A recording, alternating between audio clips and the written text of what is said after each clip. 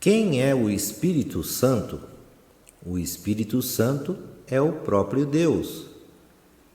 Na Bíblia, descobrimos que o Espírito Santo tem emoções, vontades, intercede. Isso está em Romanos 8, 26, 27. Fica triste. Efésios 4, 30. Mas também atua como consolador, que Jesus havia dito que ele seria. Isso está em João 14, 16 a 26, João 15, 26.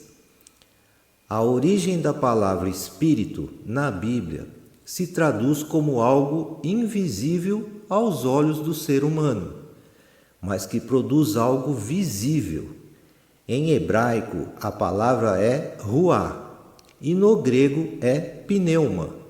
Possuem a mesma origem na raiz, que passa a ideia de soprar, mas também tem outros significados. Vento, isso está em Gênesis 8, 1, João 3, 8. Fôlego, isso está em Abacuque 2, 19, Apocalipse 13, 15. A ideia desses significados tem algo muito semelhante com o Espírito Santo de Deus. Não vemos com nossos olhos humanos, mas sabemos que traz um efeito que podemos enxergar. O Espírito Santo de Deus é como o vento, é invisível, imaterial e poderoso. O Espírito Santo é uma pessoa? Sim, o Espírito Santo é uma pessoa, não apenas uma força ou um poder. Jesus disse que ele é uma pessoa quando o chamou de nosso conselheiro, algo que só uma pessoa pode ser. Isso está em João 14, 16, 17. A Bíblia fala que ele tem todas as características de uma pessoa. Ele fala. A Bíblia conta que o próprio Espírito Santo falou com os discípulos como uma pessoa, não como uma força usada por alguém. Isso está em Atos dos Apóstolos 13, 2. Ele pensa.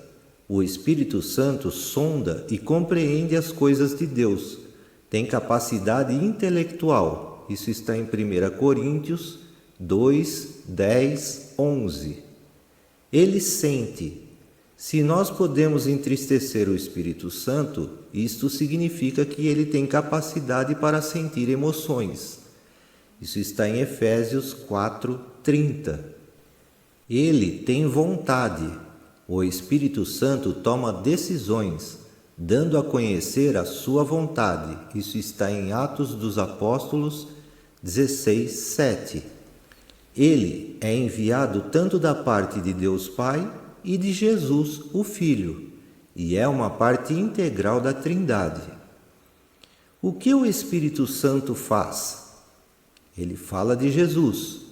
O Espírito Santo glorifica Jesus e o torna conhecido a nós. É só por ele que podemos conhecer Jesus. Isso está em João 16, 13 a 15.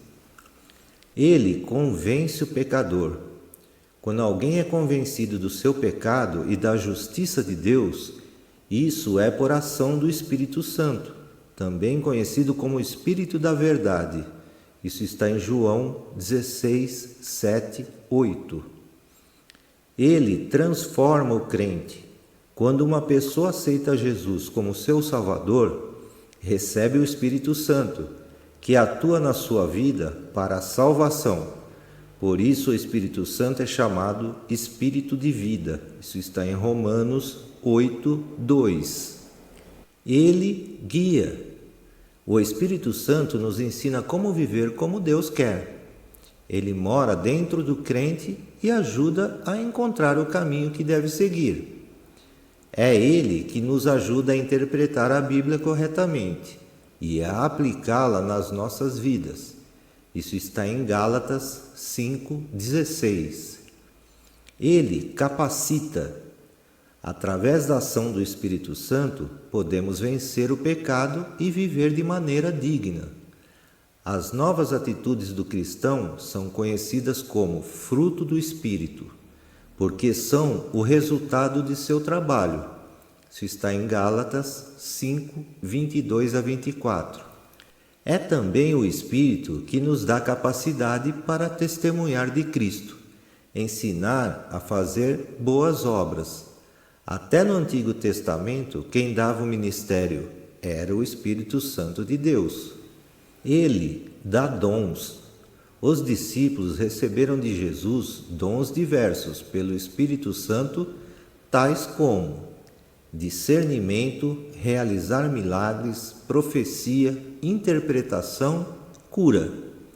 Mas é o próprio Espírito Santo que opera esses dons em nós para ser bênção para todos. Isso está em 1 Coríntios 12, 4 a 11. O apóstolo Paulo também ensinou pelos mais variados dons, mas ele focou no amor. Fez descritivos das qualidades do amor e disse que elas nada valem ter outros dons. Isso está em 1 Coríntios 13, 4 a 8. Deixemos o Espírito trabalhar em nós conforme a sua vontade e façamos como Paulo exortou Timóteo. Seja diligente nessas coisas. Dedique-se inteiramente a elas, para que todos vejam o seu progresso. Isso está em 1 Timóteo 4,15. Logo, os dons têm propósito de edificação do corpo de Cristo. 1 Coríntios 12, 7, 1 Coríntios 14, 12. Quem pode receber o Espírito Santo? Se você aceitou Jesus como seu Salvador, então o Espírito Santo já mora dentro de você. É Ele quem dá a vontade de ser mais como Jesus e de ficar mais próximo de Deus. É Ele quem tira a culpa do pecado. O Espírito Santo não habita em quem não acredita, mas ele atua no coração de quem o deixa, para convencer e dar o dom da fé. Se você precisa de fé, basta pedir a Deus. O Espírito Santo virá e te ajudará. O Espírito Santo, embora seja Deus, assim como o Pai e o Filho, um Deus, 3 pessoas, em nenhum lugar da Bíblia vemos que ele, o Espírito Santo, deve ser adorado, receber orações ou qualquer atenção. Sua função hoje é apontar para Cristo.